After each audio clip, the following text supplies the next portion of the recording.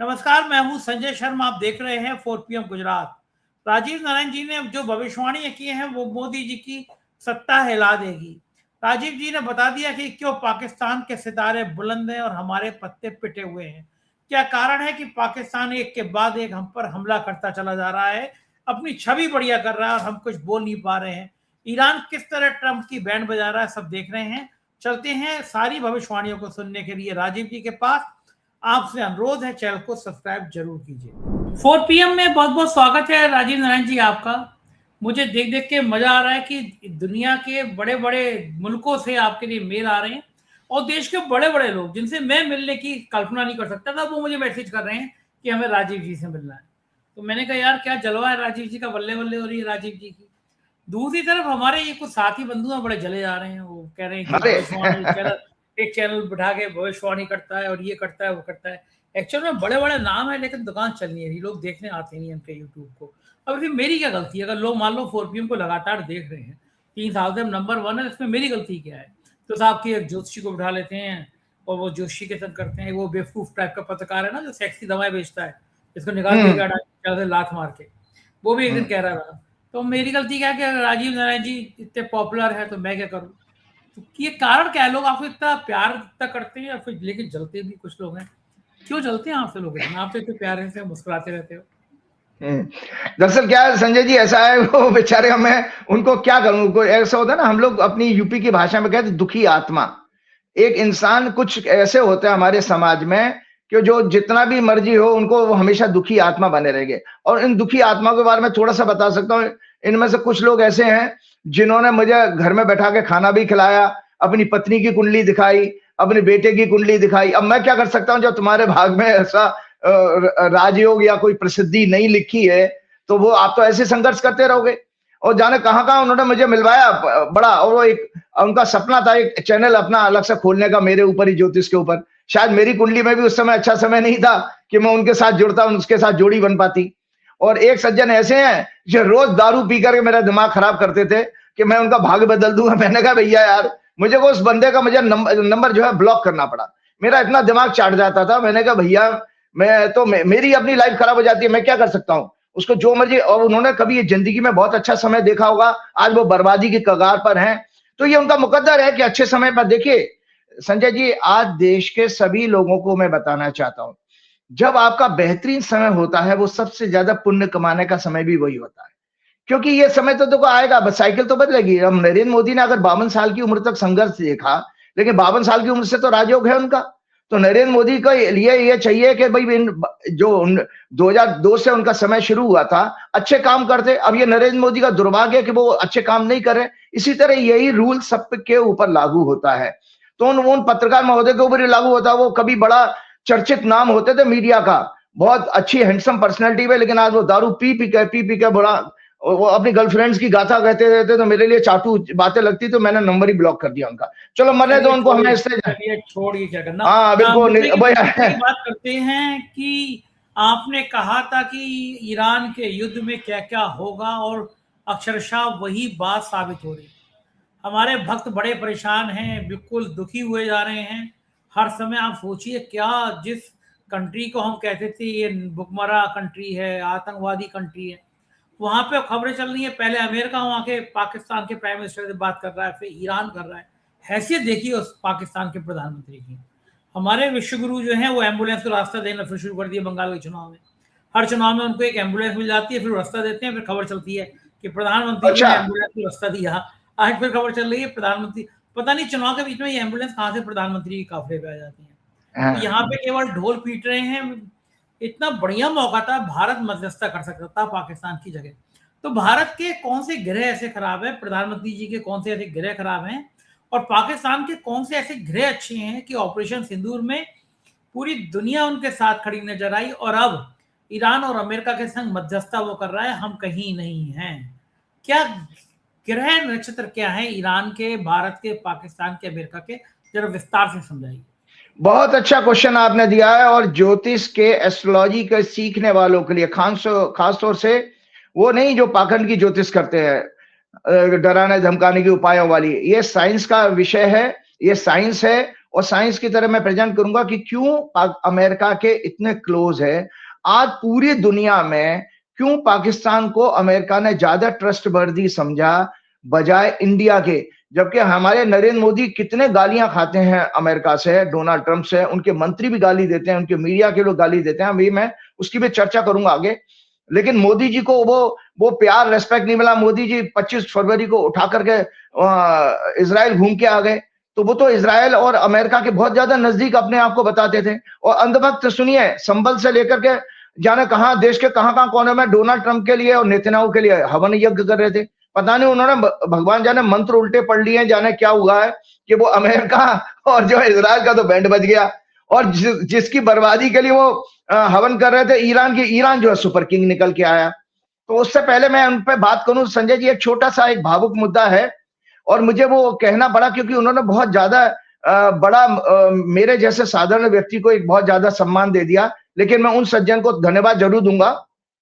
आपके ऑफिस में वो स्क्रीनशॉट में भेजूंगा, उनको जरूर संजय जी दिखाइएगा, क्योंकि ये मुझे भावना भी है, कोई मेरे लिए मेरा फैन अगर मेरे लिए भावना व्यक्त करता तो मेरा सम्मान। और आपको दर्शकों बता देता हूं, मैं कभी किसी को नंबर नहीं देता हूं, मेरा कहीं सोशल मीडिया पे कोई कांटेक्ट नंबर नहीं है। संजय जी शायद आपके ऑफिस से उन्होंने नंबर लिया होगा, किसी ने इंदौर से कल मुझे बहुत अच्छा वो दिया, मैं पढ़ के सुनाता हूँ। मेरे ऑफिस से रोज 20 फोन आते हैं कि राजीव जी का नंबर दे दो।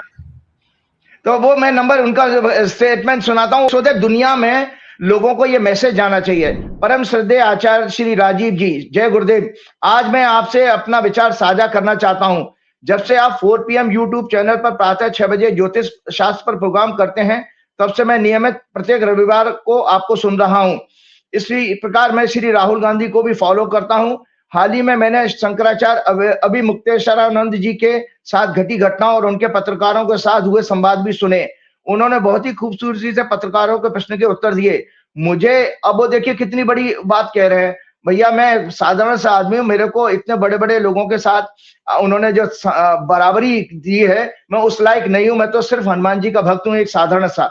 मुझे इस देश में 3 ही शेर दिल व्यक्ति देखने को मिले हैं। नंबर 1 वो लिखते हैं श्री राहुल गांधी, जो सरकार के खिलाफ अपनी बात बेबाकी, सच्चाई और ईमानदारी से रखते हैं। वे जनता के हित की बातें सरकार के सामने रखते हैं और कभी अपना आपा नहीं खोते। दूसरे श्री अभिमुक्तेश्वरानंद जी, हाल ही में उन पर लगे गंभीर आरोपों का उन्होंने बड़ी दिलेरी से सामना किया और स्वयं को सच्चा व खरा साबित किया। तीसरा वो लिखते हैं, दर्शकों आप स्वयं जो अपनी बात को बेबाकी से ज्योतिष ज्ञान के माध्यम से प्रस्तुत करते हैं, आपकी भविष्यवाणियां विशेषकर ईरान और अमेरिका के विषय में सही साबित हुई हैं। कई बार आपकी भविष्यवाणियां इतनी सटीक और स्पष्ट होती हैं कि संजय जी आपके लिए लिखा है कि श्री संजय शर्मा जी भी कुछ क्षण के लिए संकोच में पड़ जाते हैं, लेकिन अंततः आपकी कही हुई बातें सत्य ही सिद्ध होती हैं। मैं आपको बहुत बहुत शुभकामनाएं देता हूं, बधाई देता हूं। अपने बारे में वो लिखते हैं, मैं केदारमल जखेतिया इंदौर से हूं। मैंने 1973 में सिविल इंजीनियरिंग की पढ़ाई पूरी की। वर्तमान में निर्माण कार्य से जुड़ा हूं। मेरी पत्नी और 3 बेटियां हैं, तीनों की शादी हो चुकी है, वे अपने परिवार में आनंद पूर्वक रह रही हैं और मेरा किसी भी राजनीतिक पार्टी से कोई संबंध नहीं है। मैं एक साधारण भारतीय नागरिक हूं। तो संजय जी एक साधारण भारतीय नागरिक ने ये मेरे लिए ये अपनी अच्छी भावनाएं व्यक्त की हैं।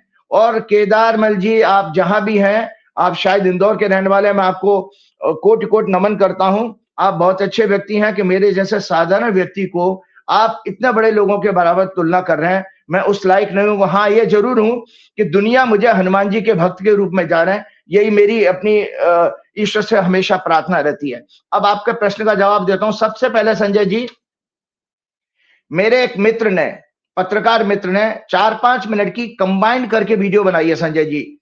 वो वीडियो जब मैं बोलूंगा तो जरूर दिखाइएगा। कौन सी वीडियो? आपने दर्शकों याद होगा, आपने संजय जी एक विशेष प्रोग्राम किया था युद्ध के ऊपर 4 मार्च का। उसके बाद हमने 8 मार्च का रेगुलर संडे के प्रोग्राम में ईरान के ऊपर बोला। मतलब इस वार को, ईरान, अमेरिका, इजराइल वार को हमने कई प्रोग्राम में कवर किया है, ठीक है। तो उन मित्र ने प्रेडिक्शन के पार्ट को 5 मिनट का, वो एक रिकॉर्ड है, कल को दुनिया में कभी इतिहास लिखा जाएगा, वो 5 मिनट की वीडियो बड़ी काम आएगी। मतलब सारी इतने सारे प्रोग्राम की संजय जी, 4-5 प्रोग्राम की उन्होंने कंबाइन करके एक प्रेडिक्शन का ईरान के बारे में जितना बोला है। तो वो जरूर आपके ऑफिस में भेजूंगा, दिखाइएगा। तो उसमें 4 मार्च, 8 मार्च, 22 मार्च और 6 अप्रैल जो लास्ट प्रोग्राम था, उसमें भी दर्शकों आपको याद होगा मैंने ईरान की वर्षफल को प्रेडिक्ट किया था, और वर्षफल को प्रेडिक्ट करते हुए मैंने उनसे कहा था कि ईरान का वर्षफल, ये राइट अप भी है, और वैसे उस प्रोग्राम में सुन लिए, ईरान का वर्षफल फॉर द ईयर स्टार्टिंग 1 अप्रैल को शुरू हुआ है। और लियो लग्न है, उसमें उनका मुंथा जो है 12वें घर में आई है, और मुंथेश भी 11वें भाव में आई है, लाभ के स्थान में, और मुंथेश भी लाभ के स्थान में है। इसका अर्थ और बता दो, ये ईरान की हॉरोस्कोप है संजय जी, ईरान की हॉरोस्कोप है। आप देखिए कि जो बात आप सच कह रहे हैं, जो भी आपने कहा था, द्वितीय विश्व युद्ध के बाद अमेरिका कभी भी इतने लेवल पर, इतने खराब स्थिति में कभी नहीं आया। अमेरिका के कई कम से कम 10-15 से ज्यादा जो है अड्डे थे मिडिल ईस्ट में, ईरान ने ध्वस्त कर दिया। देखिए युद्ध में संजय जी हमेशा नैरेटिव जीता जाता है, जो अगर आप ऑब्जेक्टिव, आपका जो उद्देश्य था वो पूरा नहीं हुआ, आप युद्ध हार चुके हो। तो अमेरिका का उद्देश्य था ईरान में सरकार बदलवाना, ईरान को तबाह करके ईरान में अपना पिट्ठू शाह को बैठाना जो उनके अमेरिका में रह रहा है, और इजराइल को बढ़ावा देना, इजराइल का पूरा कब्जा करना मिडिल ईस्ट पे। तो संजय जी इसमें से आप दर्शकों खुद चिंतन करिए, नरेंद्र मोदी करें चिंतन, नरेंद्र मोदी के अंधभक्त करें, आरएसएस करें जो प्रो इजरायली है, इजराइल सोच के रखने वाले हैं, कि बताइए इनमें से चारों में से कोई होगा। हम लोग कहते हैं ना संजय जी मूंछों वाला ठाकुर, तो आज दर्शकों दुनिया में मूंछों वाला ठाकुर अगर कोई बन के आया तो ईरान निकल के आया। ईरान ने वो ठाकुर, असली मंद हमारे देश के, खासतौर से उत्तर भारत में ज्यादा ठाकुर हैं। इन ठाकुरों को, क्षत्रियों को ये याद रखना चाहिए, अगर ये क्षत्रिय गुण क्या होता है ये सीखना है तो आपको ईरान से सीखना चाहिए। वो नहीं घबराया, आपने उनके एक सबसे सर्वोच्च धार्मिक नेता को मार दिया, आपने उनकी पूरी एक फ्रंट की जो है पूरी मिलिट्री की ऑफिसर्स को मार दिया, पॉलिटिकल लीडर्स को मार दिया, इंटेलिजेंस एजेंसी के उनके चीफ को मार दिया, लेकिन वो उनके कॉन्फिडेंस में कोई कमी नहीं आई है, उनके साहस में कोई कमी नहीं आई। और उन्होंने जो रिजल्ट दिए कि आज वो पाकिस्तान में जो है हमारी जब प्रोग्राम हो रहा है तो आपका कल ही उनकी जो मीटिंग हुई है वो देखिए, ईरान अपने टर्म्स डिक्टेट करके उसमें मीटिंग में शामिल हुआ है। संजय जी दर्शकों के लिए आपको जानकारी के लिए बता दूं तो पहली बात तो ये, जो जब अमेरिका ने घुटनों पर बैठ करके डोनाल्ड ट्रंप किसी वक्त धमकी दे रहा था, उसी दिन 7 तारीख को 7 अप्रैल को, और उस धमकी देते हुए उसने ये कहा था कि मैं ईरान की पूरी सभ्यता खत्म कर दूंगा और ये सिविलाइजेशन कभी दोबारा रिवाइव नहीं कर पाएगी, ये ऐसी उसकी धमकी थी। उसी समय दर्शकों वो ट्वीट भी मैं शेयर करूंगा, मेरा ट्वीट आप देख लीजिएगा, मैंने 7 तारीख को लगभग 9:30 बजे के आसपास, 9:55 है या 9:25 है, देख लीजिएगा टाइम, उसमें मैंने ट्वीट किया था कि कोई दुनिया की ताकत जो है ईरान की सभ्यता को जो है खत्म नहीं कर पाएगी, और डोनाल्ड ट्रंप जो है को ये बैकफायर करेगा। साथ में मैंने ये जरूर कहा था कि जब ये क्या नाम है, जिस समय उसकी डेडलाइन खत्म होगी तो एक कोई डेडलीस्ट जो है स्ट्राइक जरूर होने वाली है, जो लेबनान में हो भी चुकी है, जो कि इस युद्ध की सबसे ज्यादा डेडलीस्ट स्ट्राइक थी, जिसमें कि 300 से ज्यादा लोग मारे गए और हजारों उस लोग वहां पर, और सिविलियन, और हजारों लोग उसमें क्या नाम है घायल हुए हैं। और ये एक वार क्राइम है जो इजराइल ने किया, और ये सीज फायर अनाउंस होने के बाद किया था। तो सबसे पहले दर्शकों एक ये हॉरोस्कोप जरूर दिखाऊंगा, ये 5 मिनट की मेरी वीडियो जरूर वो संजय जी ऑफिस में बोलिएगा शेयर करेंगे। Assassination of top leadership of Israel, destruction of extensive damage to the Israel. तो इस युद्ध में बर्बाद कौन होगा? इजराइल। इस युद्ध में जीतेगा कौन? ईरान। सुन लीजिए, इस युद्ध में अमेरिका और को क्या मिलेगा? डोनाल्ड ट्रंप को मिलेगा अपमान, डिसग्रेस, और इनको इंटरनेशनल कोर्ट में इनके ऊपर वॉर क्रिमिनल का केस चलेगा।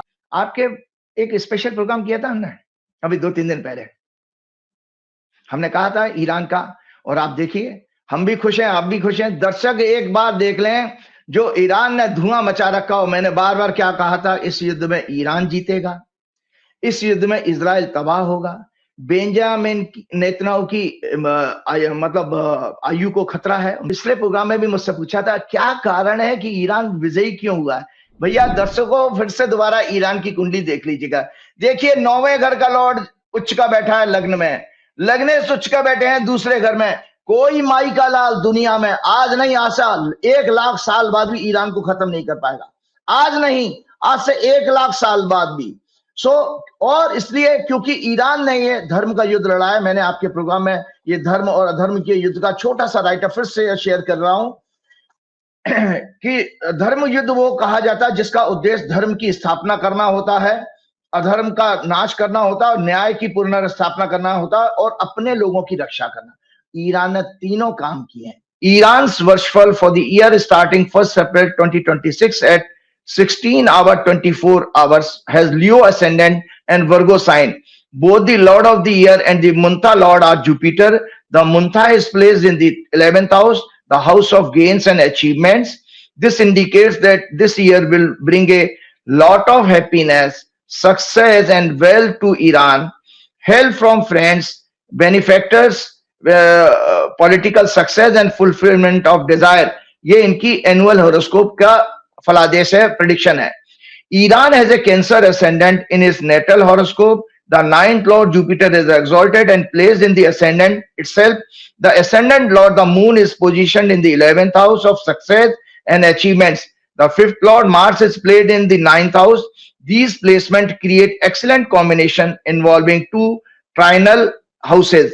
The sun, the significator of power, authority and governance, along with Mercury, lord of the 3rd and 12th house, and Mars are conjunct in 9th house and expected by exalted Jupiter. 9th house signify fortune, higher knowledge, traditions and mentors. At present, Iran is undergoing the planetary dasha of Jupiter, Rahu, Saturn.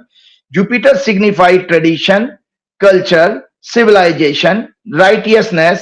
As the 9th lord, it also stands the compassion, morality, ethics, respect for democratic values, diplomacy, justice, religion, religious freedom, and religious places. Therefore, even after the merciless assassination of its supreme spiritual leader and other top military and political leader in this war, Iran will successfully protect its sovereignty. It will not permit any regime change while adhering to the principle of Dharma Yudh, righteous war, informing before attack. It will inflict the harshest punishment on its enemies and conspiring neighboring countries. After securing victory over all of them, Iran will establish a new power balance in the Middle East, emerge as a leader in the region and establish justice. It will definitely develop a nuclear bomb. होगा क्या Iran का America युद्ध में होगा क्या? नहीं, वो तो मैंने बता दिया, अभी बता दी ईरान की विक्ट्री तो अभी मैंने इंग्लिश में बोला, वो जानबूझ के, क्योंकि ईरान के लोग सुने इसलिए मुझे आज वो इंग्लिश में बोलना पड़ा। संजय जी सॉरी, मैं अपने दर्शकों को बता दूं, मुझे आज जानबूझ के वो इंग्लिश में इसलिए बोलना पड़ा कि ईरानी लोग मुझे बहुत पसंद कर रहे हैं, वहां ईरान तक ये मैसेज मेरा जाना चाहिए। और इसके अलावा ये मेरा एक ये क्या नाम है हॉरोस्कोप मैंने बनाई थी कि जब डोनाल्ड ट्रंप ने 7 अप्रैल 2026 को 6 बजकर इवनिंग में वाशिंगटन डीसी के टाइम से 18 आवर 32 मिनट पर जब ये अनाउंस किया था सीज फायर, डेडलाइन से सिर्फ कुछ घंटे 1-1.5 घंटे पहले, उस समय कन्या लगन उदय हो रहा था ब्रह्मांड में और लग्नेश बुध 6वें भाव में राहु केतु के साथ थे और शनि मंगल सूर्य 7वें भाव में। तो 7वां भाव इमेज का होता है और 7वां भाव जो है समझौते का होता है, 7वां भाव वार का भी होता है और चंद्रमा नीच का था। जुपिटर इसमें एक सेविंग गृहस्था के 10th हाउस में बैठा था। तो संजय जी इस कुंडली, ये जो कुंडली है ये दर्शकों को जरूर दिखाइएगा कि इसका आउटकम जो है ये निकल के आता था कि भाई ये इस सीजफायर के इस क्या नाम है जो है अपना जो मीटिंग हुई है पाकिस्तान में, उसमें आउटकम जो है बेशक पूरा 100% ना मिले, लेकिन ये अगली वार्ता के लिए जरूर बढ़ेगी। और एक और अच्छी बात आपको बताता हूं संजय जी, कुछ ग्रह बदल रहे हैं आने वाले हफ्ते में। हमारा 12 तारीख को प्रोग्राम लग रहा है संजय जी, 13 तारीख मंडे से कुछ ग्रहों की राशि परिवर्तन हो रहा है। वो ईरान के लिए कितने शुभ समाचार लेके आएगा ये मैं आपको बता रहा हूं। बुध मीन राशि में प्रवेश कर चुका है 10 अप्रैल को, नीच का हो गया। सूर्य मेष राशि में, मतलब सूर्य संक्रांति मेष राशि की 14 अप्रैल को 9:35 सुबह प्रारंभ होगी। शुक्र भी वृषभ राशि में 19 अप्रैल को आ जाएगा और मंगल का उदय होना, मंगल इस समय अस्त चल रहा है, तब तो ईरान ने इतना धुआं काटा है। ईरान मंगल इस समय ईरान की कुंडली में 5वें घर का लॉर्ड, जन्म का मंगल भी 9वें घर में है। ये ईरान की कुंडली है, दर्शक देख सकते हैं। उनका 5th लॉर्ड इन 9th हाउस, मतलब 5वें घर का लॉर्ड 9वें घर में। ये बेहतरीन, किसी की कुंडली में बेहतरीन योग होता है, इससे ज्यादा भाग्यशाली और उसको कोई बन नहीं सकती। किसी की कुंडली में 2 त्रिकोण का कनेक्शन अगर आ जाए तो सबसे शुभ माना जाता है। तो मंगल इस समय अस्त चल रहा था, अस्त का मतलब है पावर कम। मंगल 18 अप्रैल को उदय हो रहा है, तो मंगल की पावर और देखने को मिलेगी। सूर्य मेष और मंगल का मेष राशि में प्रवेश 11 मई को होगा। 14 अप्रैल से संजय जी ईरान के लिए और पावरफुल समय जब बन रहा है, जब उनके 10वें भाव में, मेष राशि उनके कर्क लगन है, मेष राशि उनके 10th हाउस में आती है। सूर्य उच्च का उसमें प्रवेश करेगा, जो अथॉरिटी के इंडिकेटर है, रूलिंग का इंडिकेटर है। और साथ में जो है क्या नाम है, 19 अप्रैल को जो है लाभ स्थान में आ जाएगा शुक्र भी इनका। और 18 अप्रैल को मैंने आपको जैसा बताया मंगल उदय हो जाएगा। तो ये 3-4 ग्रहों के ऐसे योग बन रहे हैं जिसके कारण संजय जी ईरान का जो है फिर से एक स्वर्णिम समय शुरू हो रहा है। ईरान इस अपनी टर्म्स पर पूरी दुनिया को, अमेरिका को खास तौर से और सारे मिडिल ईस्ट के लोगों को अपनी टर्म्स पर झुका पाएगा। और उसके सारे फ्रोजन एसेट्स, जितने उसके एसेट्स सीज किए गए हैं, उसका जितनी भी उसकी मांगे हैं, सारी की सारी मांगे पूरी होंगी। ये मैं आज आपको एक नई भविष्यवाणी के साथ में आगे बढ़ता हूं।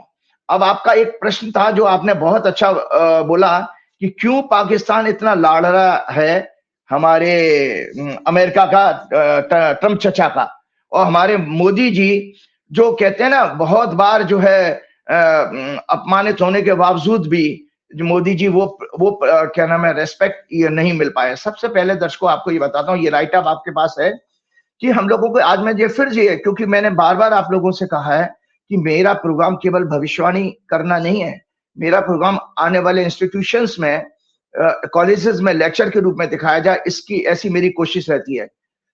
तो संजय जी डिप्लोमेसी में हम फेल हो गए।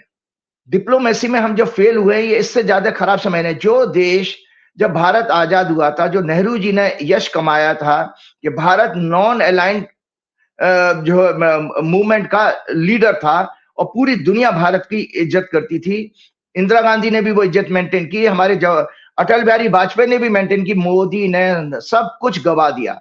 तो सबसे पहले दर्शकों आपको फिर मैं आपकी बात के लिए बताता हूं डिप्लोमेसी का मीनिंग क्या है। It is the art of conducting negotiation and maintaining relations between nations to achieve mutual goals, resolve conflicts or advance interests without resorting to force. It involves skilled communication, cultural understanding, and strategic compromise to build trust and cooperation. Its key elements are, तो साफ साफ लिखा है, strategic compromise to build trust and cooperation. हमारा भारत और नरेंद्र मोदी का खासतौर से सरकार वो ट्रस्ट अमेरिका के अंदर बिल्डअप नहीं कर पाया कि डोनाल्ड ट्रंप यही समिट, यही पीस वार्ता आपके इंडिया में कर सकते थे। पाकिस्तान के साथ एडवांटेज क्या है कि पाकिस्तान की क्या खूबसूरत, मैं आज हॉरोस्कोप भी आपको एक्सप्लेन करूंगा, ऐसी बातें पॉलिटिकल बातें तो करता ही हूं मैं, लेकिन ये बता रहा हूं कि पाकिस्तान की हॉरोस्कोप को क्या मजबूती है कि उसके चाइना के साथ बहुत अच्छे रिलेशन है, वर्ल्ड की सारी सुपर पावर के साथ उसके बहुत अच्छे रिलेशन है, रशिया के साथ बहुत अच्छे रिलेशन है, मिडिल ईस्ट के देशों के साथ बहुत अच्छे रिलेशन है, ईरान के साथ बहुत अच्छे रिलेशन है, और इतना ही नहीं नाटो देश और यूरोप के साथ भी है। लेकिन भारत, नरेंद्र मोदी ने केवल और केवल गौ मांस खाने वाले अमेरिकन क्रिश्चियंस और इजराइल के यहूदियों के आगे अपने आप को सरेंडर करके पूरी डिप्लोमेसी को खत्म कर दिया। तो जो डिप्लोमेसी की डेफिनेशन मैंने आपको समझाई, पूरी नरेंद्र मोदी को, दरअसल उनको वो पॉलिटिशियन तो है ही नहीं, वो एक प्रचारक से उनको भाग में बन गए और पढ़े लिखे भी ज्यादा नहीं है, तो उनको डिप्लोमेसी की शायद स्पेलिंग भी नहीं आती होगी। अगर नरेंद्र मोदी से कोई पूछे डिप्लोमेसी की स्पेलिंग शायद नहीं बता पाएंगे। सो आगे बताओ, इसके की एलिमेंट का क्लियर ऑब्जेक्टिव्स, भारत के पास कोई क्लियर ऑब्जेक्टिव नहीं है। Defining and prioritising national interest while understanding the others goal. Effective communication, Bharat का इफेक्टिव कम्युनिकेशन कभी नहीं रहा है। हमारे यहाँ चुसे हुए आम की तरह से एक छछुंदर जैसा चेहरा होता है ना, ऐसा हमारा एक विदेश मंत्री है, और एक जो बिलौटा होता है जो चूहे को खाने के बाद आता बिल्ली, वैसा हमारा एक वो पुरी करके एक मिनिस्टर है, उसको आप कतर में और यूएई में भेज रहे हैं। मतलब एक छछूंदर टाइप का आपका विदेश मंत्री है, उसका कम्युनिकेशन भी पुअर है। Effective communication using facts, clarity and persuasion to convey position and listen actively, हमारे यहाँ जीरो है भारत की। Mutual benefits, crafting agreements where all parties gain something, fostering long term stability, आती ही नहीं है। ये केवल अपनी ब्रांडिंग, अपने यहाँ से भक्त लोगों को बैठ जाते हैं, या भारत की जो एम्बेसीज हैं वहां पर उनको प्रेशर डाल करके और जबरदस्ती नागरिकों को, भारत के जो फॉरेन में रह रहे हैं एनआरआई, उनको जबरदस्ती भीड़ में बुलाया जाता है, नाच गाना कराया जाता है। यही हमारी डिप्लोमेसी रह गई है। और बाकी मोदी जी से मुंह फाड़ करके एक अनसिविलाइज वे में देहाती फुअड़ लोगों की तरह से हंसते हैं बड़े बड़े लीडर्स के साथ, वो कोई डिप्लोमेसी नहीं है। Cultural sensitivity, respecting differences in values, norms and histories to avoid misunderstanding. अगर मोदी जी किसी की कल्चर और हिस्ट्री को समझते होते तो आज जो 7,000 साल से ज्यादा पुरानी हमारी भारत ईरान जैसे देश के साथ मित्रता, जो आर्यंस की भूमि है, उसके पीठ में छुरा नरेंद्र मोदी नहीं भोंकते और वो गौमांस खाने वाले लोगों का साथ नहीं देते। Patience and timing, knowledge when to push, pause और कंसीड टू मेंटेन मोमेंटम, आता ही नहीं है, जीरो। नरेंद्र मोदी की सरकार और इस छछूंदर टाइप के विदेश मंत्री को आता ही नहीं है। Trust building, establishing credibility through consistency, honesty and follow through, ये भी जीरो है। और सॉवरेनिटी की तो उनको कोई परवाह है ही नहीं कि हमारे देश की सॉवरेनिटी भी हमारे इन्होंने कंप्रोमाइज की है। It refers to the supreme authority और ultimate power to govern with a defined territory और political community free from external source. हमारे यहाँ तो अमेरिका चला रहा है, इजराइल चला रहा है हमारी देश को। It is the most fundamental concept in political science, international law and political philosophy. और सॉवरेनिटी भी दो प्रकार की होती है, internal sovereignty, domestic with in the state, देश या देश क्षेत्र के अंदर सर्वोच्च अधिकार, राज्य या उसकी सरकार जनता को कानून बनाने का, उन्हें लागू करने में अंतिम निर्णय लेने का अधिकार। राज्य के अंदर कोई समूह या संस्था राज्य से ऊपर नहीं होती। और external sovereignty, independence from outside interference. हमारे यहाँ आप देखिए कि आपने भक्त भी ऐसे बना दिए हैं कि जो नेतन्याहू और इजराइल और अमेरिका और ट्रंप के लिए हवन पूजा कर रहे हैं, तो हम तो पूरी तरह से उनके आगे नतमस्तक बिक चुके हैं, हम गुलाम हो चुके हैं बेसिकली इजराइल और अमेरिका के। Freedom to conduct foreign policy without subordination to another state, हमारा टोटली इजराइल और अमेरिका से है। Legal equality among sovereign states regardless of size and power, हमारी कोई बची नहीं है, वजूद ही नहीं खत्म कर दिया हमारा। नो अदर कंट्री और organisation has the right to dictate internal affairs, वो दोनों देश हमारे को डिक्टेट करते हैं। ये नतीजा ये है कि नरेंद्र मोदी आज खामोश मौन अवस्था में मौन व्रत धारण करके बैठे हैं, अलग थलग बेकार की चुनावी सभाओं में घूम रहे हैं, जबकि वो विश्व गुरु अपने आप को कहते थे, विश्व गुरु बन सकते थे, वो सब कुछ उन्होंने मौका गवा दिया। सॉवरेनिटी क्या होती है? बराबर supreme independent authority, either inside a country और बिटवीन कंट्रीज। तो ये नरेंद्र मोदी ने गवा दिया। जब 25, ये हॉरोस्कोप जरूर दिखाइएगा, जब नरेंद्र मोदी ने 25-26 फरवरी को 2026 में जब यात्रा की थी इजराइल की, उस समय के जो अशुभ ग्रहों अकाल में की थी, जिसका नतीजा आज यह है, नरेंद्र मोदी ने भारत को का बहुत बहुत अपमान किया। क्या नरेंद्र मोदी किसी भी रूप में भारत के लिए कोई शुभ समाचार लेकर के नहीं आए। अब मैं आपको आता हूं, ये मैंने आप लोगों के लिए एक राइटअप तैयार किया, टेक्निकल है, इसको जरूर जरूर हम शेयर करेंगे। इसमें मैं पाकिस्तान की हॉरोस्कोप दिखाऊंगा और इंडिया की हॉरोस्कोप कंपेयर करूंगा और अमेरिका की, कि भाई क्यों अमेरिका पाकिस्तान के ज्यादा नजदीक है और क्यों भारत कभी भी वो स्थान उसको नहीं मिल सकता जो इंडिया, जो उसको पाकिस्तान को अमेरिका ने दिया हुआ है। सेकेंड वर्ल्ड वॉर के बाद विश्व की सबसे बड़ी geopolitics event Iran Israel USA war started from 28 फरवरी 2026 में पाकिस्तान सीज फायर कराने की डील में हीरो और भारत में सन्नाटा। हमारे विश्वगुरु मौन व्रत में 2014 से अमेरिका से लगातार अपमानित होने, कई बार गालियां खाने के बाद भी विश्व राजनीति में एक महत्वहीन नेता बन चुके हैं। नो इंपॉर्टेंस, इनको कोई पूछता नहीं है, इसीलिए गली गली राज्यों में रोड शो करते फिर रहे हैं। इनकी औकात केवल इतनी ही रह गई है और इन्होंने भारत की नॉन अलाइनमेंट डॉक्ट्राइन की हत्या कर दी है। गोदी media, RSS, VHP, corrupt bureaucrats, corporate भी इस देशद्रोह में शामिल हैं। आपने भारत की जो डिप्लोमेसी को खराब किया, आपने सॉवरेनिटी को कमजोर किया और नॉन अलाइनमेंट डॉक्ट्रिन की हत्या की। इस पे आप लोगों के खिलाफ अगर मुझे एक 24 घंटे के लिए देश का प्रधानमंत्री या सुप्रीम कोर्ट का चीफ जस्टिस बना दिया जाए, इन सब के ऊपर मैं देशद्रोह का मुकदमा दाखिल जरूर करूंगा। भारत, तो मैं आपको बताता हूं क्यों भारत हमारा वो स्थान उसको नहीं मिल सकता। भारत का जन्म, जो इंडिपेंडेंट भारत का एस्ट्रोलॉजिकली 15 अगस्त 1947, टॉरस लगन, कैंसर मून साइन, पुष्य नक्षत्र, लग्न राहु केतु एक्सिस में है। थर्ड हाउस पड़ोसी देश, पुरुषार्थ, मनोभाव, एफर्ट्स आदि में 6 लॉर्ड, शुक्र भी बैठा है, विवाद, झगड़े और लिटिगेशन का है। 10th लॉर्ड शनि अपने भाव से 6वें भाव, वो भी विवाद की कंट्रोवर्सी में बना रहा है, मतलब हमेशा सत्ता को कोई ना कोई विवाद रहेगा। 4th लॉर्ड इन 3rd हाउस अपने से 12वें भाव में, अगर तीसरा घर जो होता है चौथे घर से 12वां भाव बनता है। अगर उंगली चौथे घर के रखेंगे हम कुंडली में, आपको एस्ट्रोलॉजी सिखाने के उद्देश्य से बता रहा हूं, 4th हाउस में उंगली रखिए तो तीसरा घर 12वां घर बनता है। तो 4th लॉर्ड भी अपने 3rd हाउस में है, यानी राष्ट्रभक्ति हमारी हमेशा डाउटफुल रहेगी। राष्ट्रभक्ति, नेशनलिज्म हमारा डाउटफुल है, हमारे देश का, और आंतरिक असंतोष इस देश में सदैव बना रहेगा। 5th house Jain ji, education, devotion, purity of mind, vision, planning, wisdom, intellect, Shani Mangal दोनों से पीड़ित है। मंगल 12वें भाव में अपमान, विदेश में प्रतिभा का पलायन का संकेत देता है। मतलब भारत की कुंडली जो है, आजाद भारत की कुंडली ये है कि यहां से टैलेंट हमेशा विदेश में पलायन करेगा। यहाँ पर भारत में हमेशा टैलेंट की इंटरनल कमी रहेगी, लेकिन यही लोग विदेश में जाके नोबेल पुरस्कार भी जीतेंगे और बहुत अच्छा करेंगे। ये भारत के हॉरोस्कोप के अकॉर्डिंग है। 9th house diplomacy, international trade, morality, ethics, compassion, Supreme Court, democracy, democratic institution, religion, spirituality, higher knowledge, philosophy, धर्मगुरु शंकराचार्य, महात्मा, रिलीजियस प्लेसेस, ये भाव भी शनि मंगल से पीड़ित है। परंतु शनि अपनी राशि मकर को दृष्टि दे रहा, अतः ये विषयों की फाउंडेशन तो ठीक है, लेकिन इनमें विवाद, संकट, षड्यंत्र, इन्हें कमजोर करने के प्रयास अवश्य होते रहेंगे समय समय पर। 12th लॉर्ड इन 2nd हाउस हमारी इकोनॉमी, ट्रेड, इमेज, रेपुटेशन पर विदेशी प्रभाव सदैव रहेगा। हमें उनके द्वारा अपमानित भी किया जाता रहेगा। अब मैं पाकिस्तान की दर्शकों कुंडली दिखाता हूं। ये पाकिस्तान की हॉरोस्कोप है, दर्शकों देख लो कि पाकिस्तान का मेष लगन, पाकिस्तान हमारे से कुछ घंटे पहले ही उसको आजाद किया गया था, 14 अगस्त 1947। मेष लगन, मिथुन राशि, आर्द्रा नक्षत्र में हुआ, हमारा पुष्य नक्षत्र है, शनि का, पाकिस्तान का है आर्द्रा नक्षत्र। लग्न लग्नेश पर जुपिटर की दृष्टि, यह है संजय जी आज इसका पाकिस्तान का फेमस होने का कारण।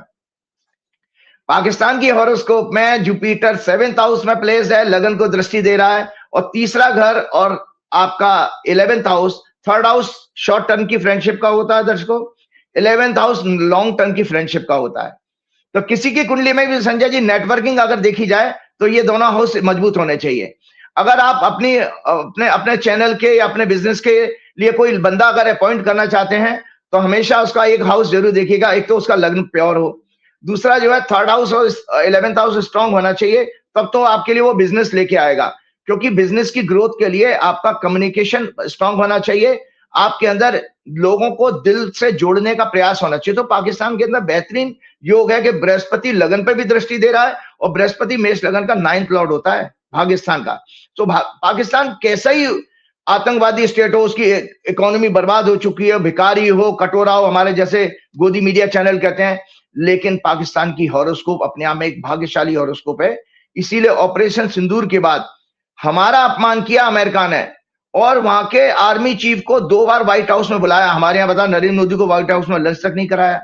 हमारे आर्मी चीफ को तो भूल जाइए, हमारे किसी आर्मी ऑफिसर को बुलाया कभी डोनाल्ड ट्रंप ना, लेकिन जनरल मुनीर को, और वही जनरल मुनीर इस नेगोशिएशन में हीरो बने हुए हैं।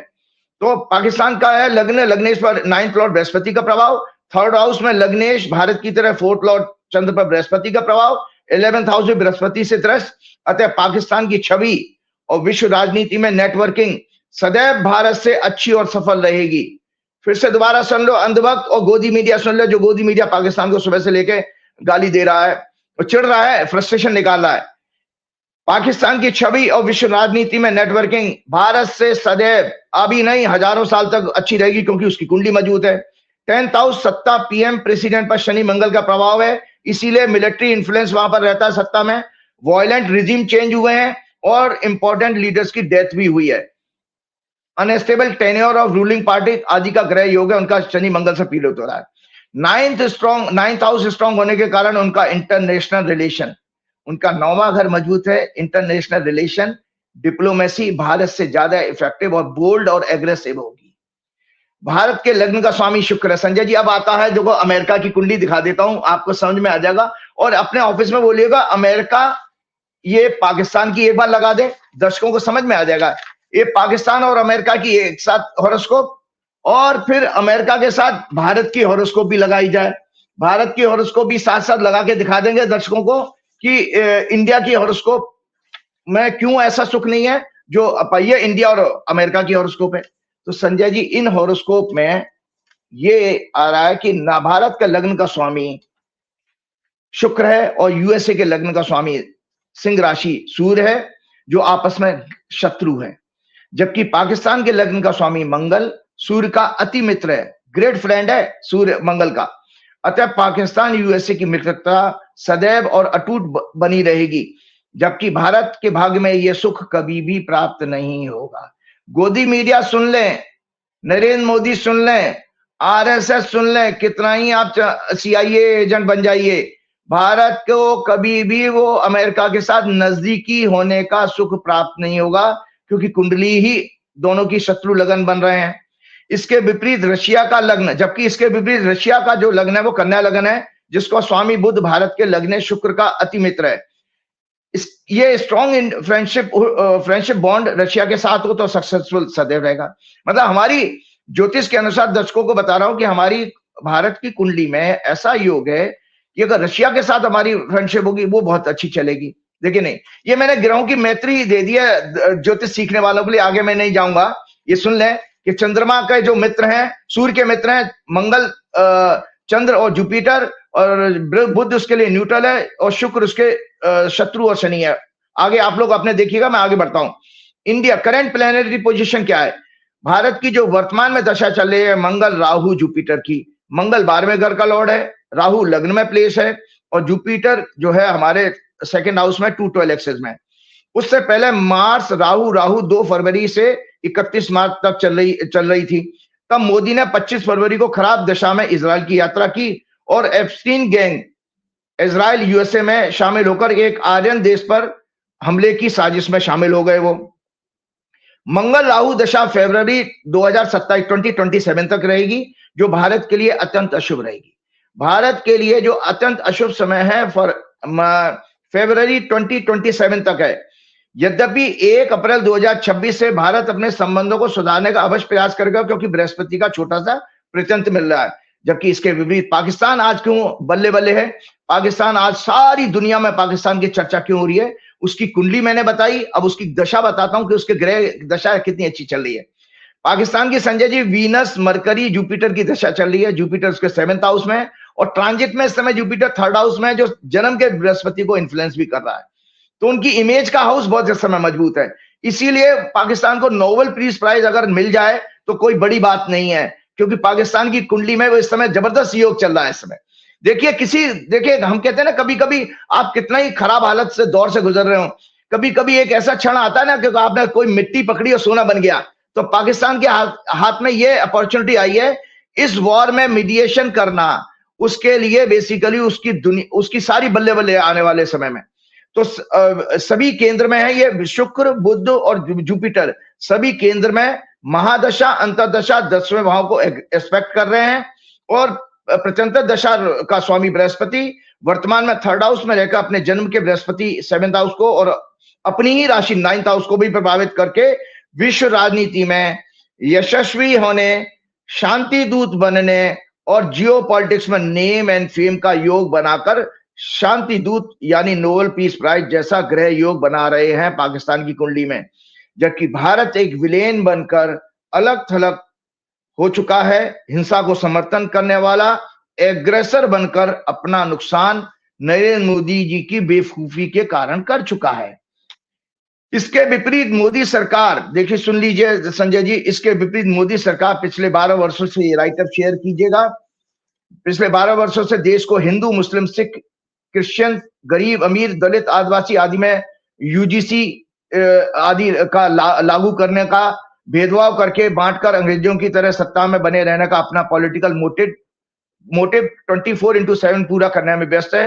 भ्रामक प्रचार के द्वारा लगातार देश के असल मुद्दों corruption, sex scandal, law and order, religious freedom, freedom of speech and expression, fair and transparent elections, employment, inflation, economy, education, foreign image, diplomacy से भटकाने का प्रयास कर रही है। इसमें देश के corrupt corporates, film actors, main stream media और ब्यूरोक्रेट्स भी शामिल हैं। ये सभी लोग अर्बन नक्सल, लव जिहाद, मंदिर मस्जिद, घुसपैठिए आदि के फर्जी फेक नैरेटिव में देशवासियों को भ्रमित करके लोगों की जमीनें, रिसोर्सेज पर कब्जा कर चुके हैं और कर रहे हैं। At the time, British colonial regime was a clear oppressor, exploiting India's economy through policies like draining raw material and flooding markets with British products. आज वो रोल चाइना प्ले कर रहा है, जबकि आपके वर्तमान में देश का कोई क्लियर एनिमी नहीं है। पूरा वर्ल्ड एक ग्लोबल मार्केट बन चुका है। सभी देश किसी ना किसी रूप में एक दूसरे पर डिपेंडेंट है। आज सच ये है कि भारत चिप से लेकर rare earth material to pharma, to defence sector, energy, defence sectors, energy sources, सभी में फॉरेन पावर्स कंट्रीज पर डिपेंडेंट है। इन 12 वर्षों में देश के R&D पर कोई बड़ा डेवलपमेंट नहीं हुआ है, जबकि प्रत्येक वर्ष बजट में इसका पैसा घटा दिया जाता है। साइंटिस्ट को कोई सपोर्ट मोटिवेशन सरकार की तरफ से नहीं है। एजुकेशन को प्राइवेट सेक्टर्स के हवाले करके शिक्षा को सिर्फ व्यापार बना दिया गया है।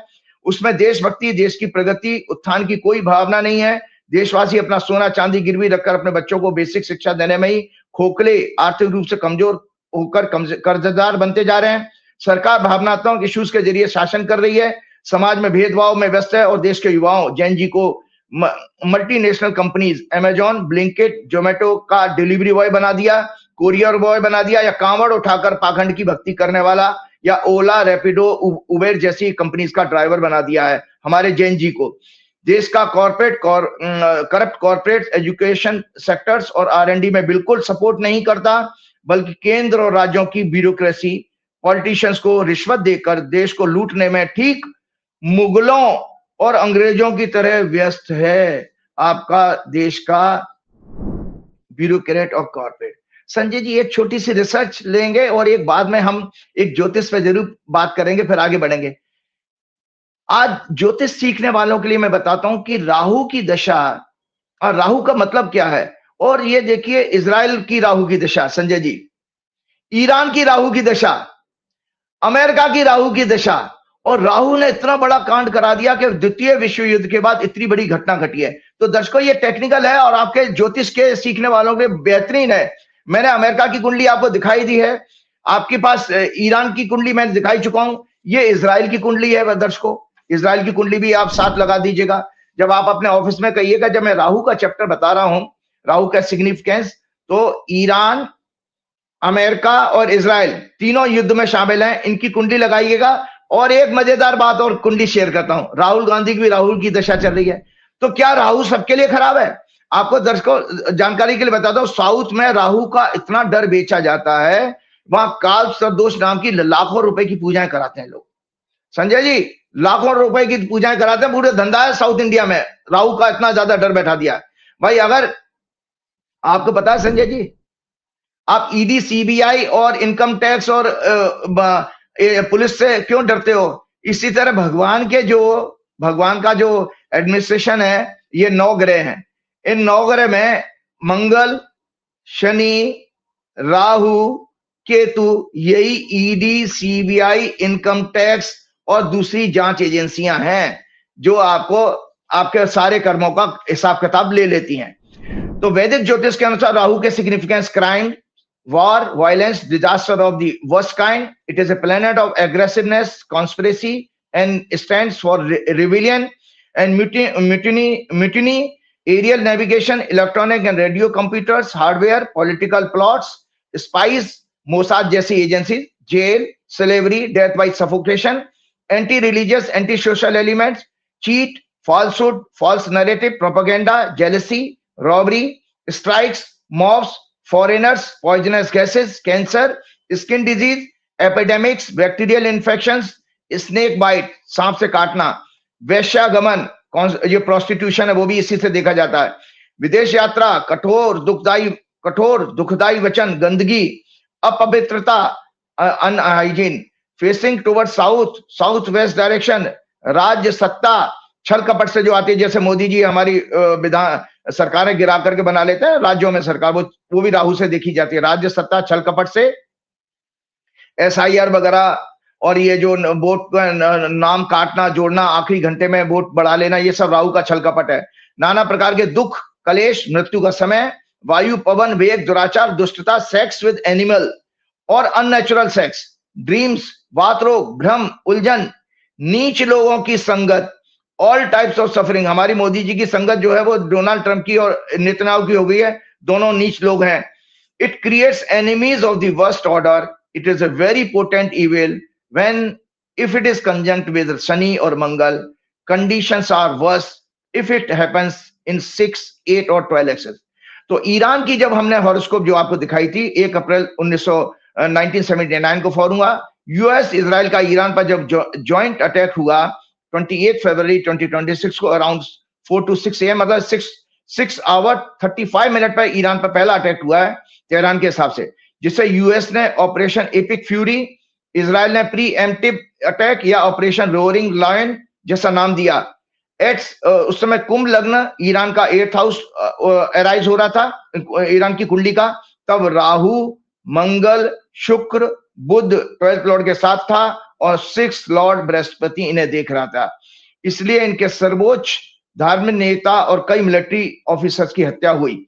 वर्तमान दशा ईरान की चल रही है बृहस्पति, राहु, शनि। तो राहु यहां पर आ गया और शनि भी आ गया। हमने कहा कि वेरी पोटेंट इविल बन जाता अगर शनि और मंगल से राहु जुड़ा हुआ हो। और वर्तमान राहु जन्म हॉरोस्कोप में इकोनॉमी के हाउस में है, शनि से पीड़ित और मृत्यु भाग की डिग्री में, इसीलिए ईरान का बहुत नुकसान हुआ है संजय जी, बहुत नुकसान हुआ है, क्योंकि मृत्यु भाग की डिग्री में मतलब डेथ लाइक सिचुएशन है। लेकिन वो तो उनकी कुंडली में, क्योंकि 9th लॉर्ड उच्च का लगन में बैठा और लग्नेश एक्सोल्टेड है, इसलिए मैंने पहले ही कहा था कि ईरान इस वॉर में जीतेगा, इन स्पाइट ऑफ दैट कितना ही नुकसान हो जाए। इजराइल 14 मई 1948 राहु जन्म हॉरोस्कोप में 8th हाउस में मंगल की राशि और शुक्र के नक्षत्र में है। शनि इसे अपनी 10वीं दृष्टि से पीड़ित कर रहा है। राहु का डिस्पोजिटर मंगल स्पाइस के 12वें भाव में है। 8th house scientific research investigating agencies को सिग्निफाई करता है, इसीलिए उनकी सबसे बड़ी strength science and technologies, spice software technologies, Pegasus वगैरह, और मोसाद इन्वेस्टिगेटिंग एजेंसी, क्योंकि 8th हाउस में राहु है, जैसी संस्थाएं हैं। 8th हाउस में प्लेसमेंट और वर्तमान में 6th हाउस में गोचर ये संकेत दे रहा है कि इस कंट्री की इस युद्ध में सबसे ज्यादा बर्बादी इकोनॉमी, मिलिट्री, सिविल सेक्टर्स में होगी। इस देश के वजूद का जुलाई तक बहुत बड़ा खतरा है। पूरा विश्व इनकी दुष्टता, छल कपट से इन्हें और इनके लोगों को नफरत करेगा। ये पूरे विश्व में अलग थलग कर दिए जाएंगे। ये इजराइल की बात मैंने आपको की है। और यूएसए की आपको बता रहा हूं, 4 जुलाई 1776 जो यूएसए की कुंडली दिखाई थी, इनकी लियो लग्न की कुंडली और कुंभ राशि की हॉरोस्कोप में राहु अपमान, disgrace, loss, jail, proxy war के 12वें भाव में है। 2nd लॉर्ड 11th लॉर्ड बुध के साथ है। राहु शनि के नक्षत्र में है और शनि मंगल से 4th एस्पेक्ट से पीड़ित कर रहा है। वर्तमान दशा यूएसए की भी राहु शनि की चल रही है, जो मैंने अभी ईरान के केस में राहु शनि राहु 7 दिसंबर 2025 से शुरू हुई है और 12 मई 2026 तक चलेगी। ट्रांजिट में ये 7th हाउस और 8th हाउस में क्रमशः है और 212 एक्सिस बना रहा है। मून चार्ट में राहु 6th हाउस में और शनि 8th हाउस में है।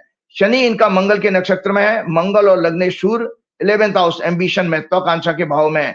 इसलिए ये देश जब से बना है तब से पूरी दुनिया में वॉर, प्रॉक्सी वॉर कराकर अपने आर्म्स को सेल करता रहा है। वर्तमान दशा 12वें से 12th हाउस से और 2nd हाउस से संबंध बना रही है। अतः इस दशा देश का सबसे खराब समय शुरू हो चुका है। अमेरिका की बात कर रहा हूं दर्शकों, इनकी करेंसी कमजोर होगी, डॉलर कमजोर होगा, इकोनॉमी बर्बाद होगी, आर्म्स इंडस्ट्री तबाह हो जाएगी, की रेपुटेशन कमजोर होगी, लो लेवल पर होगी और ये देश दुनिया के द्वारा अपमानित होगा। इसकी सुप्रीमेसी बेहद कमजोर होगी। जो भारत की कुंडली में भी संजय जी हमारे लिए खराब समय है। हमारे मोदी जी तो बैठे ही हैं 12 साल से, लेकिन भारत की 15 अगस्त 1917 वर्तमान दशा मंगल राहु बृहस्पति की 2 फरवरी 2026 से शुरू हो चुकी है, जो 20 फरवरी 2027 तक। इसीलिए मैंने कहा था कि फरवरी 27 तक भारत के लिए अच्छा समय नहीं है। सिल्वर लाइनिंग यह है कि प्लेसमेंट राहु की केंद्र में है और मित्र की राशि में है और लग्न में है। इसलिए राहुल गांधी सदर्श को एक मैंने हॉरोस्कोप देखी है, राहुल गांधी की हॉरोस्कोप। तो राहुल गांधी की हॉरोस्कोप में आपको बता रहा हूं कि राहुल गांधी की हॉरोस्कोप में भी राहु है, राहु की दशा, ये राहुल गांधी की हॉरोस्कोप है। तो आज आपको बताऊं, देश के लिए तो 3 देश के बताए मैंने, चारों का कबाड़ा कर दिया। ईरान, अमेरिका, इज़राइल और इंडिया। लेकिन राहुल गांधी को क्यों ये फायदा देगा? तो आपके मन से डर मुझे दूर करना है। राहुल का टॉपिक मैंने इसीलिए ले लिया। राहुल गांधी 14 जून 1970 का बर्थ है। वर्तमान दशा राहु शनि मार्स की चल रही है। Placement of Rahu is excellent in a very powerful house. Rahul Gandhi की हॉरोस्कोप में प्लेसमेंट बहुत पावरफुल है। शनि की राशि में, शनि इस कुंडली का लियो लगन का लिब्रा लगन का योग कारक होता है, और ट्राइन का वजह से इसका dispositor Rahu is Saturn which is yoga karaka of his Libra lagna and friend of lagnesh Venus. Placement of Mars is excellent in 9th house Rahul Gandhi की। कंक्लूजन क्या है इस राहु की दशा का? तो ये राहुल गांधी के जीवन में दुख नहीं, तकलीफ नहीं लाएगा। जबकि इसी राहु शनि की दिशा में देखो, राहुल गांधी विपक्ष के नेता बने हैं और मोदी जी के बराबर हैं। 40 MP का फर्क है, वरना राहुल गांधी भी प्रधानमंत्री बन सकते हैं। तो आपने देखा, जब राहु की, अगर जो प्लेनेट राहु की पोजीशन कुंडली में अच्छी थी, तो उसने राजयोग जैसा सुख दिया राहुल गांधी को। लेकिन बाकी देशों के केस में हम देख रहे हैं कि खराब समय आया। कंक्लूजन, अगर ये पाप ग्रह राहु केतु मंगल शनि भी है और वो शुभ भाव में है, मित्र राशि में है या शुभ ग्रहों से प्रभावित हैं, तो वो वर्ल्डली सक्सेस में बहुत सपोर्टिव होते हैं, अचीवमेंट और ग्रोथ को कंफर्म करते हैं। परंतु अगर पीड़ित हैं तो इजराइल अमेरिका की तरह बर्बादी भी इंश्योर करते हैं। ईरान को इसी वजह से भारी नुकसान हुआ, लेकिन उनका भाग्येश और लग्नेश दोनों उच्च के वेल प्लेस्ड हैं।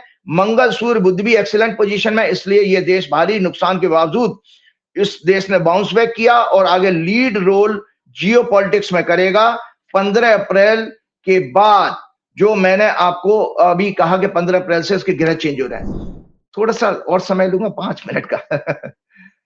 मोदी जी, आप कहते हैं मोदी जी से मुझे विशेष प्रेम है, प्रेम है, तभी तो मैं मोदी जी के बारे में याद आ जाते हैं ना। लेकिन मोदी जी सब, एक सेकंड मुझे, आज मेरा कोई मन कर रहा है, मुझे भी आपसे प्रेम है, आपके जो डिपार्टमेंट के लोग हैं उनसे प्रेम है। आप मोदी जी की बड़ी खिंचाई करते हैं, नेताओं की बड़ी खिंचाई करते हैं। अभी महाराष्ट्र के एक ज्योतिषाचार्य जी का वीडियो वायरल हो रहा है। वो जी जो है वो अपने कमरे में बुला बुला के महिलाओं को ज्योतिष का अनोखा ज्ञान देते थे, जो काम शास्त्र का ज्ञान था। 150 से ज्यादा सेक्स के वीडियो वायरल हो गए। आशा राम, राम रहीम, अंदर सारे ऐसे लाइन लगा के, चिन्मयानंद जो गेरुआ वस्त्र पहनते हैं, ज्योतिष अध्यात्म की बात करते हैं और महिलाओं के साथ छेड़खानी या संभोग करते हैं। तो आप लोगों का पेशा, मोदी जी को लोग रोज टोकते हैं, नेताओं को टोकते हैं। वो जो महाराष्ट्र वाले जोशी है वो क्या कर रहे थे? आपको भी तो थोड़ी सी झेप लगी होगी कि आपके डिपार्टमेंट का मामला है, वो आदमी ऐसे कर रहा है। नहीं, डिपार्टमेंट का मामला, सच बात है, आपने सही मेरे हृदय को छू लिया। मैंने पिछले प्रोग्राम में ये कहा भी था कि इस विषय पर आप संजय जी मुझे कहिएगा कि भाई देखिए, सबसे बड़ा दुख ये होता है, ये ज्योतिषी नहीं है। मैंने बार बार आप लोगों को कहा कि 2 किताबें पकड़ने से आप एस्ट्रोलॉजी नहीं कर सकते। सच ए वास्ट साइंस। आप सोचिए, मैंने 4 साल की इंजीनियरिंग की थी संजय जी। ये एस्ट्रोलॉजी का जब मैंने कोर्स किया था तो मुझे लगा ये इससे ज्यादा, कई गुना ज्यादा बड़ा कोर्स है। तो ये 2 किताबें पढ़ के ये जोशी बने हुए हैं, जो दुकानें खोल के बैठे हैं, तो इनको आप एट ए लेंथ अगर पूछेंगे तो ये विषय बता नहीं पाएंगे। ये क्या करेंगे, फिर वो उपायों में घुस जाएंगे। फिर वो कहेंगे महिलाएं बच्चे नहीं करेंगे। अच्छा जी, तो वो आपके महाराष्ट्र वाले महोदय का कहीं मैंने सुना था या वीडियो सुनी है, उसमें वही कह रहे कि महिलाएं जब पहुंचती थी बच्चे नहीं हो रहे हैं। बोले ऐसा करो, आप मेरे से संभोग कर लो तो आपके बच्चे पैदा हो जाएगा, क्यों? मेरी दिव्य एनर्जी ऊर्जा आपके अंदर चली जाएगी। वो इस तरह का पाखंड करने वाले। और आपका वो धीरेन्द्र शास्त्री भी तो यही कर रहा है। धीरेन्द्र शास्त्री पूरा का पूरा जो है, आपके जो बुंदेलखंड के गरीब लोग हैं उनके बीच में उसने अपने 10 आदमी खड़े कर देता है। 10 लोगों के क्वेश्चन होते हैं, वो प्रश्न शास्त्र का इस्तेमाल करता है। उसको ज्योतिष तो 0 आती है, 0 है। और आपको बताऊं, पूरे मैं तो खूब संत महात्माओं में घूमा हूं, बहुत सारे संत महात्मा सभी मुझे जानते भी हैं, क्योंकि मैं परशुराम परिषद का प्रवक्ता रहा था ना संजय जी, तो इसलिए मेरा इन लोगों से संपर्क रहा, साधु संतों से। तो मैंने देखा किसी को ज्योतिष आती नहीं है। तो पहली बात तो देखिए कि ज्योतिष जैसी विद्या, ज्योतिष को दर्शकों आपको बताऊं, ज्योतिष जो है वेद का 6 लिंब है। ये मैं राइटअप जरूर शेयर कर रहा हूं, इसको जरूर शेयर कीजिएगा। वेद के 6 लिंब है। और मैं आज ज्योतिषियों के गुण भी बताऊंगा कि जो हमारे वेदों के अनुसार हमारे महर्षियों ने जो ज्योतिषियों के गुण जो बताए, उनको आप जरूर परखिए। अगर आप जिस भी एस्ट्रोलॉजर के पास जा रहे हैं, उनमें से अगर इन गुणों में से कोई भी कमी है तो आप उसके पास मत जाइए, वो आपको भ्रमित करेगा और आपके परिवार को, आपकी बीवी और आपकी बहन बच्चों को निगाह मतलब एक्सप्लॉइट करने की कोशिश करेगा। तो आपको पता है ज्योतिष जो है दुनिया की एकमात्र नॉलेज है, क्योंकि वेद का पार्ट है ना, जो परा और अपरा विद्या का कॉम्बिनेशन है। संजय जी, परा विद्या होती है ब्रह्म ज्ञान, जो आध्यात्म जिसको आप कहते हो, और अपरा विद्या होती है जितनी मॉडर्न नॉलेज होती है। जैसे आप जर्नलिज्म का कोर्स करके बैठे हैं, मैंने इंजीनियरिंग किया है, किसी ने एमबीबीएस किया है, किसी ने चार्टर्ड अकाउंटेंट बना है, कोई पॉलिटिकल साइंस में एमए है, वगैरह वगैरह। जितनी भी वर्ल्डली नॉलेज है वो अपरा विद्या है, और परा विद्या होती है ब्रह्म ज्ञान, जो गीता है, आपका वेद है, उपनिषद है, ये परा विद्या है। तो इसीलिए जब हम ईश्वर की बात करते हैं, ज्योतिषी अगर ज्योतिषी अगर होगा, उसको ब्रह्म ज्ञान नहीं है तो वो अच्छा ज्योतिषी नहीं होगा। तो वेद के जो 6 लिम्ब है, जो मैंने अभी आपको राइटअप शेयर कीजिएगा, शिक्षा, इसका मतलब फोनेटिक्स, स्वर एवं वर्ण आदि के उच्चारण का ज्ञान, वेदों को समझने के लिए बताया। इसको वेदों की नाक कहा गया, नोज। कल्प, रिचुअल्स, यज्ञ के नियम और काल का ज्ञान, यह हाथ कहा गया वेदों का, हैंड्स। व्याकरण, ग्रामर, मुख, माउथ कहा गया है। Nirukta, etymology, study of the origin, development of words, meaning and forms, uses, ये कान कहा गया, ईयर। छंद रेफर्स टू मेटोर और रिदम, ये पैर कहा गया, कविता को बांधने वाले नियम। ज्योतिष, इस ज्योतिष में क्या आता है? वेदों के अनुसार यज्ञ का विधान, विशिष्ट काल की गणना, economy, psychology, sociology, political science, physics, chemistry, mathematics, all the knowledge of which are used in the growth and prosperity of human beings, और जहां कैलकुलेशन आते हैं, इसको आई कहा गया है, चक्षु। तो देखिए, हमारे जीवन में, हमारी बॉडी में सबसे इंपॉर्टेंट ऑर्गन क्या है? आंखें। अगर आंखें ना हो तो हम संसार के कलर नहीं देख पाएंगे। इसी तरीके ज्योतिष का ज्ञान, ज्योतिष पढ़ना और ज्योतिषी बनना एक अलग अलग विषय है, लेकिन पढ़ना और जानना इसलिए जरूरी है कि तब तो हम लोगों को पहचान पाएंगे। अगर आपकी आंखें नहीं होगी संजय जी, आप पहचान लोगे किसी को क्या? तो आप किसी जोशी, महाराष्ट्र के जोशी हो, फलान ठिकाना, और आपको जानकारी के लिए बताओ संजय जी, अभी तमिलनाडु में चुनाव हुआ है ना, तमिलनाडु में, टाइम्स ऑफ इंडिया की रिपोर्ट बता रहा हूं, 1000 करोड़ का जो है मार्केट था ज्योतिष एस्ट्रोलॉजी का ड्यूरिंग इलेक्शन। साउथ इंडिया में एस्ट्रोलॉजी का इतना एप्लीकेशन है, अम्मा के टाइम में ये होता था 600 करोड़ का, अब ये 1000 करोड़ से ऊपर का कारोबार है इस समय एस्ट्रोलॉजी का। हम जैसे लोग तो साधारण हनुमान जी के भक्त हैं, केवल हमें कोई इससे लेना देना नहीं, हम तो ज्योतिष के लिए समर्पित हैं, भगवान के प्रति समर्पित हैं। तो और ये राजीव जी बेवकूफ मत बनाइए, लाखों रुपए मिलता है आपको हर महीने में, मुझे पता है। नहीं, आप इनकम टैक्स और ईडी से बचना चाह रहे हैं, अलग बात है। लोग दीवाने हो के, कोई आपको 1 लाख दे रहा है, कोई 2 लाख दे रहा है, पता सब है। अब आप मोदी जी से डर के मारे कि ईडी इनकम टैक्स घर पे ना आ जाए, वो अलग बात है। दक्षिणा पंडितों को बहुत मिलती है। नहीं नहीं, ऐसा नहीं है। वो तो देखिए, अकाउंट हमारे बताए, ईडी सीबीआई आ जाए, हम तो आएंगे, चाहेंगे वो हमारे घर में चाय पी के जा सकते हैं, और तो कुछ उनको मिलेगा नहीं। क्योंकि हम, आप दर्शकों को बता देता हूं, मेरे पास 2012 मॉडल की गाड़ी है संजय जी, उसको बदल नहीं पा रहा हूं, क्योंकि कोई दुनिया की अब बैंक मुझे लोन देगी नहीं। तो इसलिए वो, चलिए हम विषय से भटक। राजीव जी एक आईएएस थे, कई बड़े प्रमुख विभागों के हेल्थ और आबकारी के 2-3 चार्ज थे। मैं उनके घर गया तो 20 साल पुरानी मारुति 800 उनकी पोर्च में खड़ी थी। मुझसे बड़े उससे बोले, वो छोड़ने आए, बोले कि, मैंने कहा अरे बड़ी पुरानी गाड़ी, बोले कहाँ आजकल तनख्वाह ही नहीं है इतनी कि हम नई गाड़ी खरीद पाए। और वो 1000 करोड़ के आदमी थे।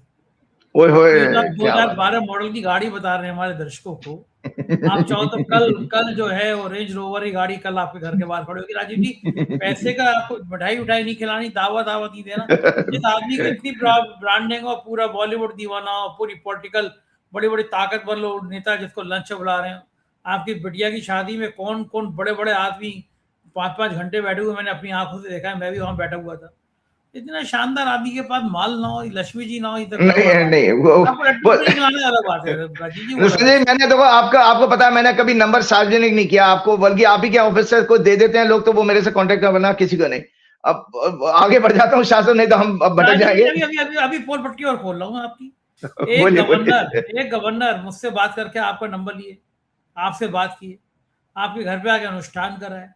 तो जिस आदमी के घर पे मिनिस्टर और गवर्नर आके अनुष्ठान कर रहे हैं, बॉलीवुड का एक से बड़ा नाम दीवाना, अभी आप पिछले हफ्ते मुंबई गए थे, नाम नहीं लूंगा किसका नाम है क्या है, लेकिन बहुत बड़ा स्टार, देश का बड़ा स्टार, आप उनके घर पे, आप एक से एक बड़े देश के बड़े नेता के घर पे लंच पे, 2 पूर्व मुख्यमंत्री ऐसे हैं जो मुझसे आपका नंबर मांग चुके। तो राजीव जी, इतने झटके बाद आप बात इतनी आसानी से आगे मत ले जाओ। आप भी मोदी जी को बहुत घसीटते हो, तो आज जनता को पता चलना चाहिए कि 2012 मॉडल पुराना है। मतलब राजीव जी चाहे तो रेंज रोवर गाड़ियों की लाइन लगा सकते हैं। अब मैं बता रहा हूँ कि मोदी जी सुन ले, मेरे पीछे पड़े रहते हैं, मेरा चैनल बंद करते हैं, मेरी इनकम टैक्स ईडी करते हैं। असली माल तो उधर है, आपके चक्कर में कार्रवाई मुझ पर होती रहती है। आपके घिरे जो है ना, खराब वाले मुझ पर ट्रांसफर होते रहते हैं। ये जो अभी राशि बदल रही है 12-13 तारीख से, मेरे पे क्या असर पड़ेगा? चैनल 14 तारीख को डेट लगी हुई है हाई कोर्ट में, दिल्ली हाई कोर्ट में, वो भी बता दीजिएगा। जीत रहे हैं आप, तो जीत रहेंगे, जीत जाएंगे। शुक्र बदल रहा है ना राशि अगले हफ्ते में, मौज करो, शुक्र की दशा भी चल रही है आपकी, तो आप चिंता मत करो। हम आगे 5 मिनट बोलूंगा। Even though endowed with other organs like ear and nose, a person lacking the organ of sight eye is unable to accomplish anything, means experience great difficulty in achieving success and enjoying the vibrant aspects of life। उसी प्रकार ज्योतिषी दैवज्ञ के मार्गदर्शन के बिना राजा या अन्य महत्वपूर्ण व्यक्ति साधारण मनुष्य अंधे की भांति मार्ग में इधर उधर भटकता रहता है। उससे विजय, यश, लक्ष्मी, उत्तम भोग तथा कल्याण की अभिलाषा पूरी करने में अनेक संकटों का सामना करना पड़ता है। तो मैं जो गुण बता रहा था संजय जी, उसके बाद हम आगे प्रोग्राम को खत्म करेंगे। शास्त्रों के अनुसार एक आध्यात्मिक और कल्याणकारी मार्गदर्शन करने वाले ज्योतिषी के गुण, संस्कृत का श्लोक मैं बाईपास करता हूं क्योंकि हम पहले बोल चुके हैं। मैथमेटिकल एबिलिटी उसके अंदर होनी चाहिए, डिलीजेंट लिंग्विस्टिक हो, न्याय with judicial balance so that he can synthesize conflicting indications of planetary witnesses and yet reach a sound judgment। Intelligent हो, knowledge about geography, the tradition and the culture and social condition, इसको देशकाल पात्र कहते हैं, मतलब psychology या sociology की knowledge हो। योगी, sensory control होना चाहिए, आध्यात्मिक इंसान होना चाहिए। Art of interpretation, the ability to look at an event from many angles. आप संजय जी मेरे को बार बार खिंचाई करते हो, राजीव जी आप राजनीतिक बातें ज्यादा करते हो। बहुत सारे पत्रकारों ने, बहुत सारे चैनल की एक मालकिन ने मुझसे कहा, बड़ी फेमस है वो, उनके पतिदेव भी पॉलिटिशियन है, वो कहने लगे राजीव जी लोग कहते हैं कि आप जो है राजनीति की बात ज्यादा करते हो। मैडम सुन लीजिए, ज्योतिषी का एक गुण कहा गया, art of interpretation, the ability to look at an event from many angles. तो मैंने अगर राहु की बात करी है, तो मैंने कहा नरेंद्र मोदी जी आज देश का अपमान करा रहे हैं, डिप्लोमेसी को फेल कर रहे हैं, तो मुझे वो बताना पड़ेगा ना, इंटरप्रिटेशन मेरी है पावरफुल, तब तो मैं आपको एक्सप्लेन कर पा रहा हूं। ट्रूथफुलनेस, फियरलेस स्पीच, फियरलेस हो मेरी तरह से भैया। जैसे उन्होंने व्यक्ति ने मुझे को राहुल गांधी और शंकराचार्य के समकक्ष बना दिया कि दुनिया देश में 3 ही शेर है। भैया मैं शेर वेर कुछ नहीं हूं, मैं केवल और केवल हनुमान जी का भक्त हूं, मैं साधारण व्यक्ति हूं।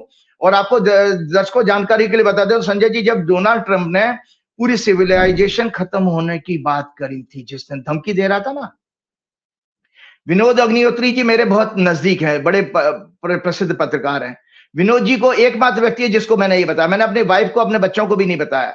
संजय जी मैं ट्वीट तो कर चुका था कि कुछ नहीं बिगड़ेगा ईरान का, लेकिन inspired of the Sanjay ji मैं 12 बजे रात को बैठा हूं और मैंने कई बार हनुमान चालीसा का पाठ, बजरंग बाण का पाठ और जो है क्या नाम है संकट नाशक हनुमान अष्टक का पाठ किया, विष्णु सहस्त्रनाम का पाठ किया, नारायण कवच का पाठ किया। केवल जब किया जब मैंने वीडियो देखी कि किस तरह से बच्चे वहां सड़कों पर आ गए ईरान के, और उन्होंने पूरी ह्यूमन चेन बना ली, तो मेरा हृदय भी रोने लगा। मैं उस ईरान की उस जनता के प्रति समर्पित होकर के मैं पूजा में बैठ गया। 12 बजे रात को मैंने पूजा करी 1 घंटे की, तो और भगवान ने मुझे निराश नहीं किया कि अगले दिन ही ट्रंप ऐसे मोम की तरह पिघल गया। देखिए ये पूजा का असर होता है। और आप देखो यही होता है, देखो भगवान, हमारे गुरुजी ये कहते थे अगर आप सच्ची आत्मा हैं तो आपके द्वारा कराई गई पूजा पाठ का पुण्य फल मिलता है।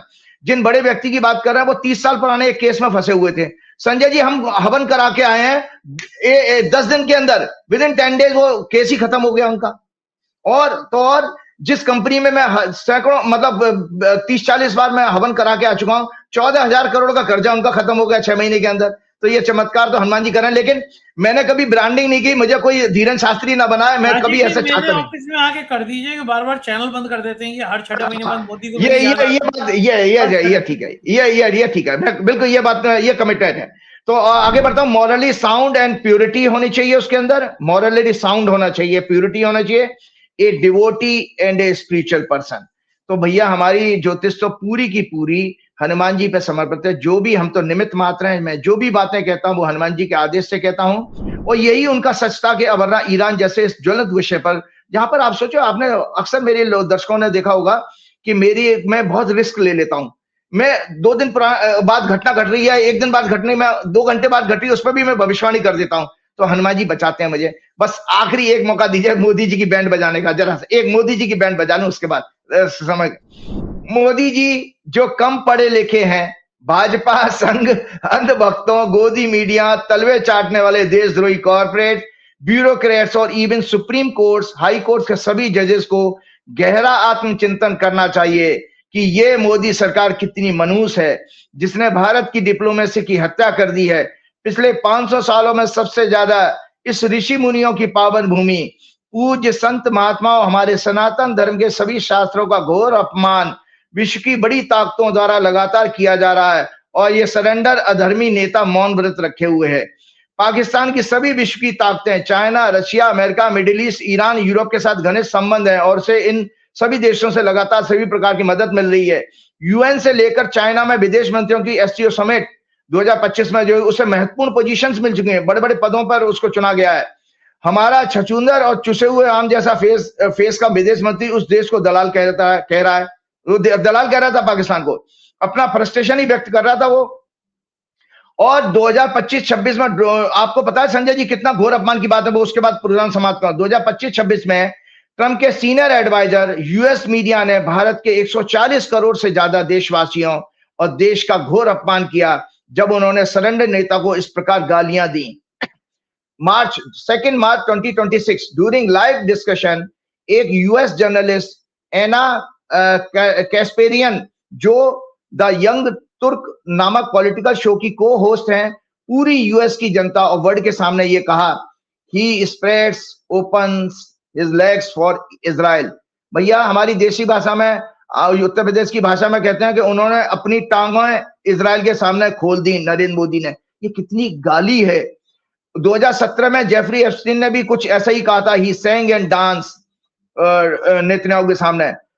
2 सितंबर 2025 को चाइना में पीएम एससीओ समिट के बाद पीटर नवारे, ट्रंप के ट्रेड इकोनॉमिक एडवाइजर, ने कहा, it was a shame to see Modi getting in bed with the 2 biggest authoritarian dictators in the world, Putin and Xi Jinping, when India is the world's largest democracy.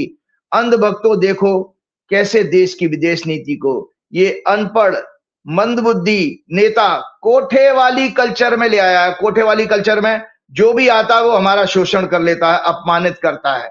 ये हालत हमारे देश की बना दी है। इसके साथ साथ मैं फिर हनुमान जी से प्रार्थना करूंगा, चलते चलते आज बहुत समय लिया, दर्शकों मुझे माफ करना, लेकिन कुछ बातें ऐसी थी। चलते थे। श्री गुरु चरण सरोज रज, निज मन मुकुर सुधार, वर्ण रघुवर विमल जसु, जो दायक फलचार, बुद्धिहीन तनु जान के, सुमरो पवन कुमार, बल बुद्धि विद्या देव मोह हरौ कलेश विकार। 14 अप्रैल के बाद मोदी जी के लिए और खराब समय शुरू हो रहा है भाजपा सरकार के लिए सूर्य संक्रांति में। जय श्री राम, जय Hanuman. Thank you Rajiv ji, thank you. ये थे राजीव नारायण जी, और मैं आपको एक बार फिर याद दिला दूं, मेरा अधिकार है आप पे, इसलिए मैंने कहा है कि ये बराबर में जज संजय का जो लिखकर आ रहा है, यूट्यूब पे जाइए, जज संजय डालिए, ब्लॉगिंग का चैनल खुलेगा, उसको सब्सक्राइब करिए और नीचे कमेंट करिए कि संजय मैंने आपके कहने पे ये चैनल सब्सक्राइब कर लिया है। मुझे बताएंगे तो मुझे बहुत खुशी होगी। बहुत बहुत शुक्रिया, थैंक यू।